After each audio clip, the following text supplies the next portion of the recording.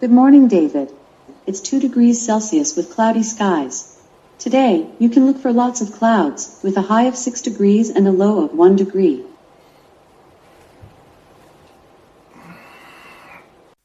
What's going on, everybody? I'm David Forino and this is AI Solutions.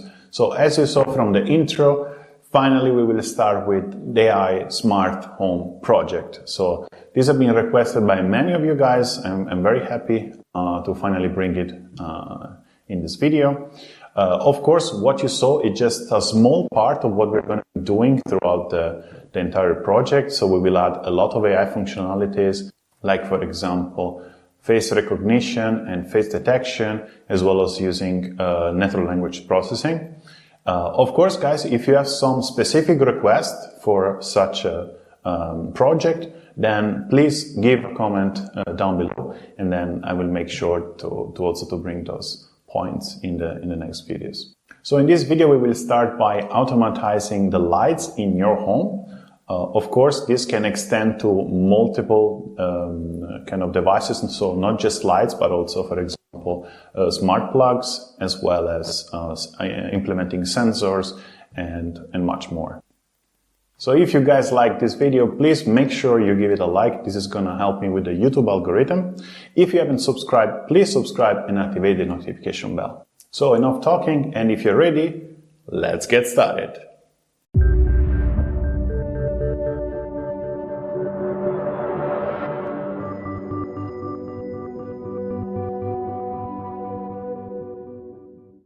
Whether you want to implement AI into your business or you just need consultancy from a machine learning expert, I'm the right person for you.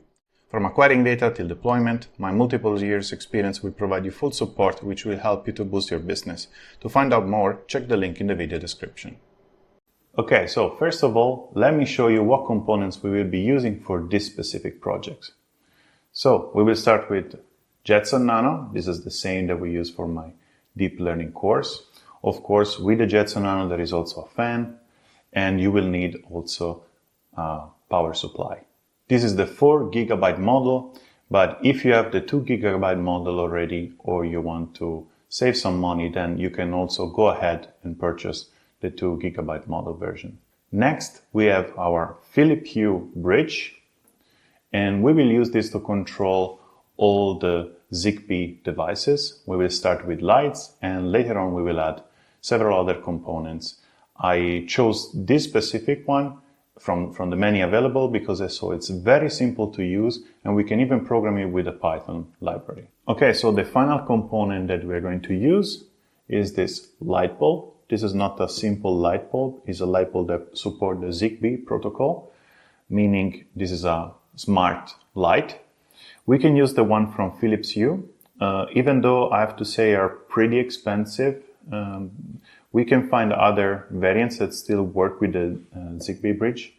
So it's up to you whether you want to buy this in a pack or you prefer to purchase the bridge separately and then the smart lights from another manufacturer. I will leave the links to all the components we're going to use in the video description. It's also worth mentioning that I'm not sponsored by any of this manufacturer. So all of these components I bought it myself. I found them very good, and if you want to see more of these videos, please consider supporting me on Patreon, or eventually you can use the links in the video description for your purchases at no cost for you, and this will still support the channel. Okay, so now it's time to flash the Jetpack disk image. So first thing we need to do is to download the Jetpack version 4.4.1. Make sure that this is the version, otherwise the script that I created for you guys is not going to work. And then download the relative SD card image. If you have a Jetson Nano 2 GB version, then you're going to download this one, else you're going to download the other one. Then to flash this image into our SD card, I usually use Balena Etcher. And here is very straightforward.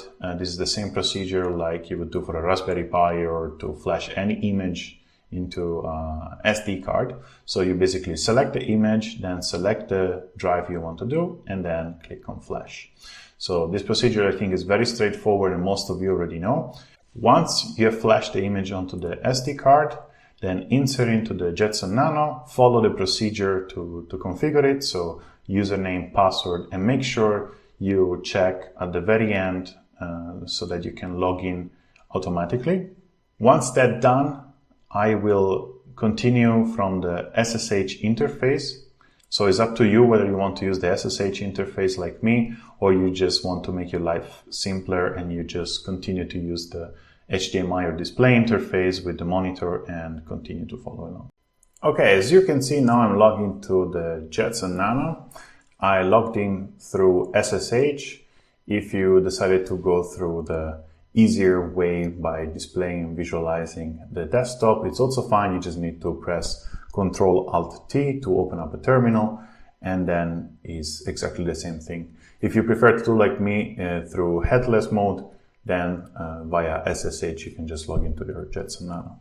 So first thing we need to do is to go to my GitHub profile at the repository Smart Home AI, then go into code and copy the URL. Then we can go onto the terminal and type git clone and then paste the URL, click enter. It's cloning everything. Now it's complete, as you can see, and we can visualize by tapping ls, and we can see here Smart Home AI. So now we can go into this file, so cd Smart Home AI, and let's see what's inside. So let's type ls. And we can see that is this Jetson configuration.sh. So if we can see in the manual here that I wrote in the README, what we need to do is to basically change the permissions. So we need to type this sudo chmod +x Jetson configuration.sh. So we can copy this command and go here and paste this command. Oops, I copied by mistake double quote. So again, type the password.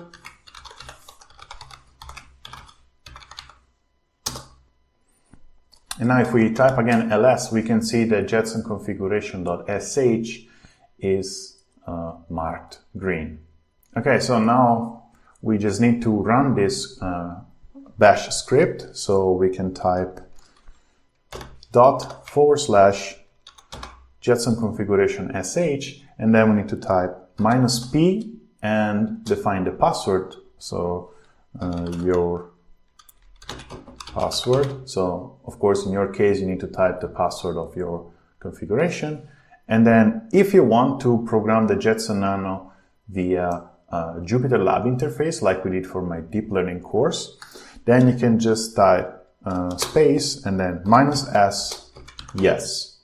By default is going to be no. So if you prefer to use the Jupyter Lab interface so that you can program from the web, then you can do like I said. Otherwise, you can just leave it like this and click and just give the password.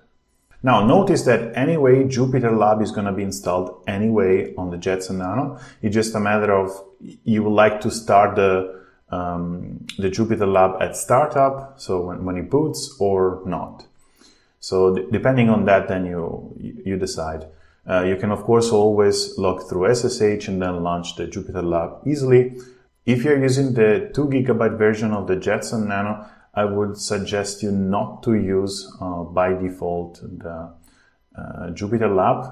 The reason why is because of course it has less RAM, so also some resources are going to be used by the Jupyter Lab. So it would be better to just use the SSH interface. Okay, so anyway, enough talking. Now I'm gonna put the real password, so I'm gonna blur out.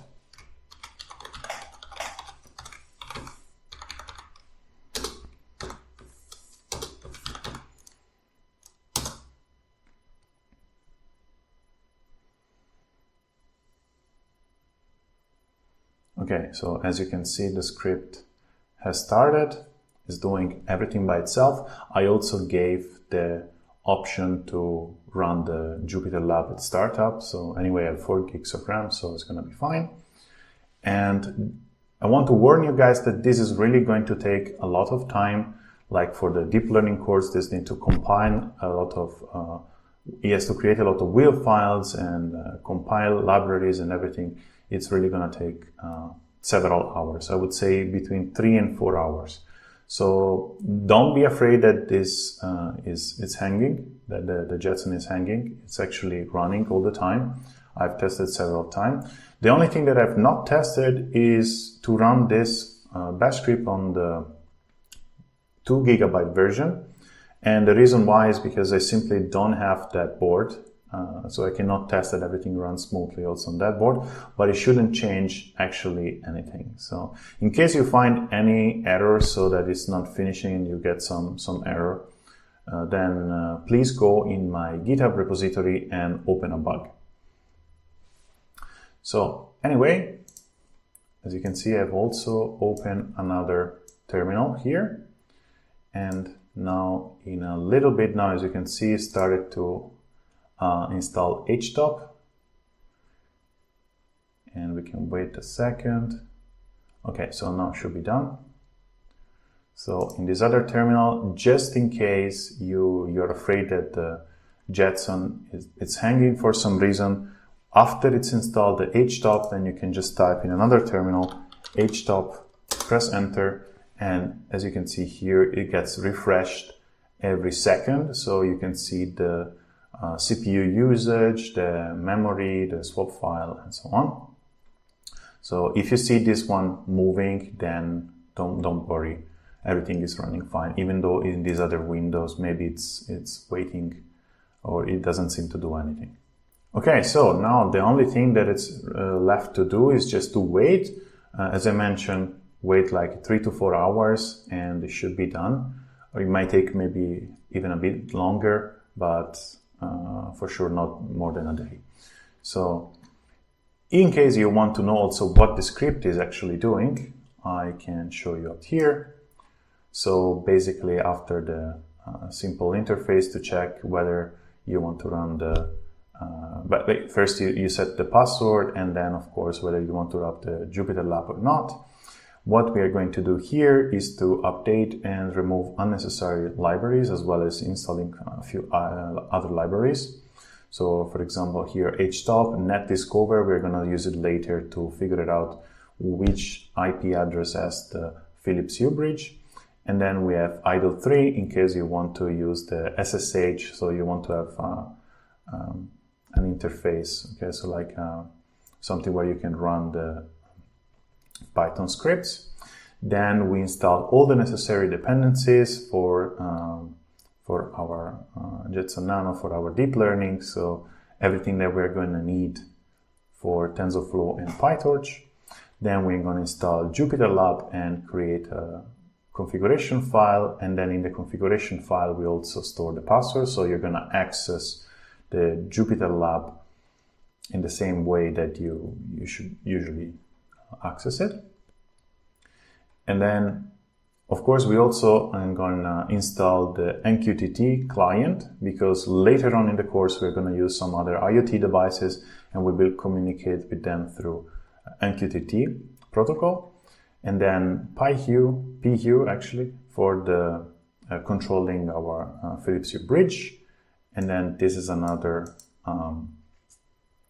library that helps us to convert RGB to XY interface. You would see later on what is that used for. Then we finally installed TensorFlow and PyTorch. And then here actually, depending where you have the Jetson Nano with 2 GB version or the 4 GB version, here I basically check that the total amount of RAM is 4 GB. And if it's 4 GB, I reduce the RAM usage by removing some GUI interface. So we will use the LXDE desktop, and so that we can save some RAM. And then in case you've chosen to start the Jupyter Lab at startup, then this code is going to be executed so that you can run the Jupyter notebook from the web interface. And finally, we need to reboot the system. So at the very end, the Jetson Nano is going to reboot itself. Okay, so now the Jetson Nano has installed all the relative packages. So what I've done now, in case you have chosen to use the Jupyter Lab to run at startup, then if you go to the Jetson IP and then you type the Jetson IP and then you press :+8888, you will go into the Jupyter Lab interface and it will ask you for the password. So what you need to enter, of course, is the password that you choose for the script, which should be your username password.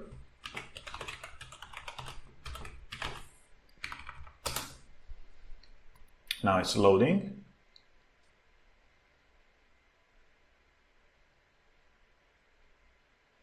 And as you can see, now we are into the Jupyter Lab interface.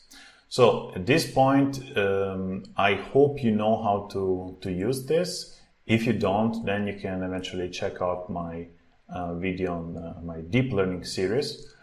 For the next programs that we're going to run, so the next instruction that we're going to use, then you can easily click on the terminal here, and then this is like accessing the board through SSH or to have a open terminal.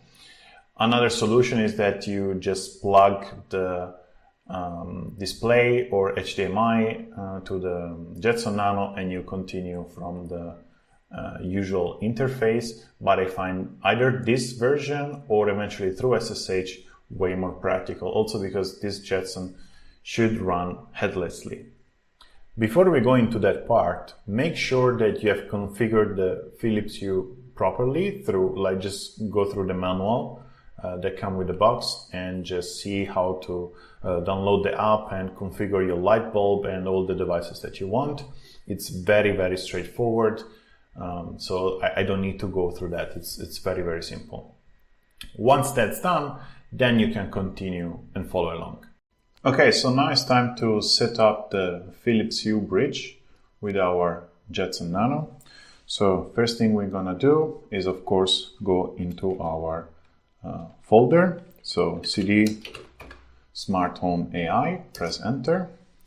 Now when we click ls, then we have, as you can see, Philips Hue directory. So we go into that directory. So cd Philips Hue, and now again ls. So now as you can see, we have initial setup.py and puusage.py. So in order to use the Philips Hue bridge, we need to run the initial setup script. Otherwise, we will not be able to use the API. So in order to use that is very straightforward. We need to type from the terminal sudo python 3 initial setup.py, and then we can run it as is. Can enter, and it's looking for Philips Hue bridge IP. This might take up to 1 minute. It found the Philips Hue bridge. So this is the IP of my bridge. Now we need to go on the Philips Hue, click on the button, and now we can press enter. And if you guys don't get any error, everything is fine. In case you had any error to find the Philips Hue bridge IP, then what you have to do is to manually give the IP. So it would be sudo python 3 initial setup.py, and then in my case 192.168.1.52, and then press enter. In this case, it found by itself, so it should work by most of you guys, but in case you have any error, you can manually give the IP and everything is gonna be fine. Okay, so now that the setup is done, we can go ahead and check out the script that I wrote. So in this case, I'm gonna use idle to visualize since I'm through SSH. So idle puusage.py, press enter, and here we go. So as you can see, the first thing that we do is to import the bridge from the PU library. Then we import the slip from time. Then we're gonna import datetime and time delta, and then RGB XY. From it we will import the converter.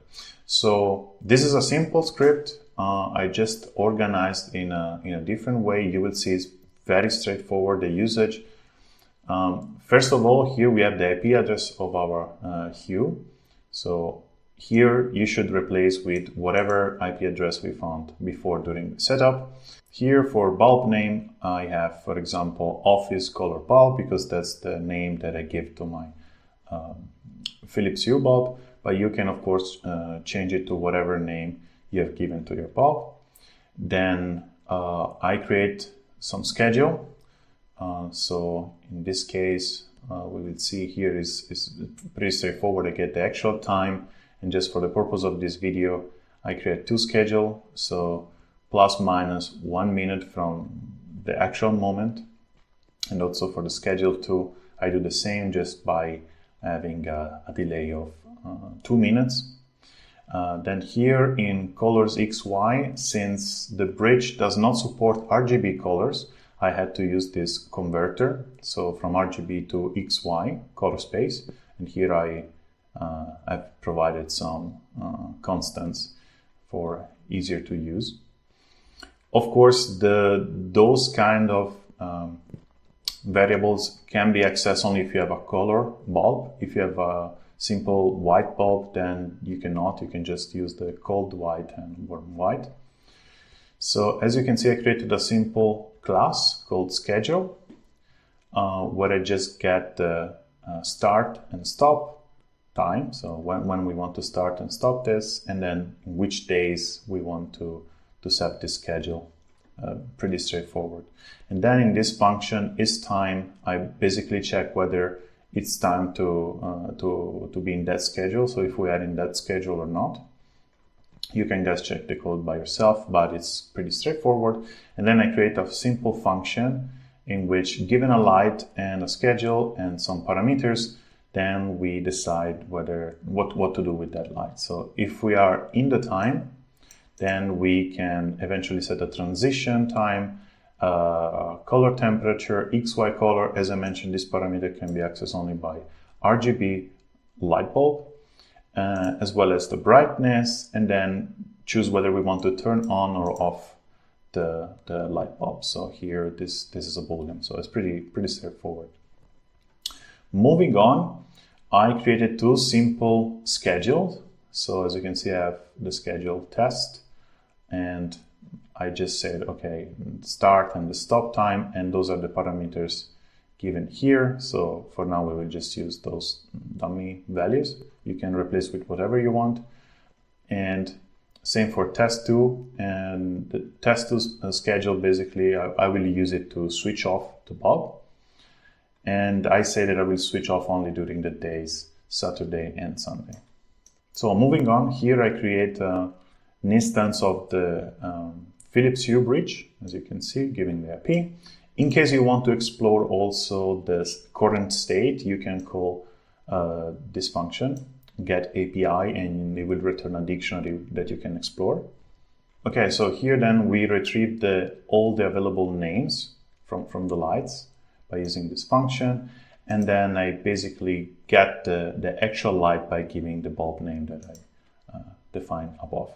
Then what we're going to do here is, in a simple for loop, we apply the schedule, okay? And then we sleep for 60 seconds and we repeat this in a loop. So now we can run this code. Just to be clear, all this part, so the scheduling and everything, can be done. You don't really need to write a Python script for that, first of all. So you can use the Android app or the iPhone app for this, but so that you get at least an idea on how to control the bridge. And also remember, you don't need to use exactly this format. So the schedule class that I created and everything, this is just for a more organized way to structure the code. But as you can see in the function apply schedule, really, we just change the attributes, transition, color temp, X, Y, brightness, and on, just to control the light. So it's very, very straightforward. So the schedule is something that I created. You can code it the way you want it. Okay, so now finally we can run this script. Make sure that your light bulb is turned on so it receives current, otherwise it is not going to work. So we click on Run Module. And as you can see, it has changed the light at the first run. Now I'm gonna speed up.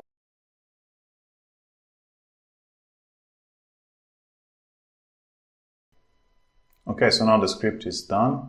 And as you saw, right at the beginning, the light bulb changed the color because that's what we programmed in the first schedule. And then after 2 minutes, then we enter in the other schedule and turn the light off. So this was a very simple script to give you an idea on how to interact with the Philips Hue bridge. Of course, you have a lot of other possibilities. The lights are not the only thing that you can control. You can control plugs, sensors, and a bunch of other devices. So it's very good. And as long as they support the Zigbee protocol, they should work with the Philips Hue bridge. This was just the very first step onto our smart home. So here there is no AI involved just yet, but soon enough we will also start to implement with other microcontrollers to capture images and then run face recognition and face detection, and we will start to build modules on top of each other. So that's it for this video. If you guys like my content, you can support me on Patreon, where you can speak directly with me, and also I can give you advice on how to get started into this career. Another way to support this channel is to use my affiliate link that I give you in the video description for your purchases at no cost for you. Finally, another way to support me is to subscribe and share this video on social media. So I thank you for now, and I hope to see you in my next video.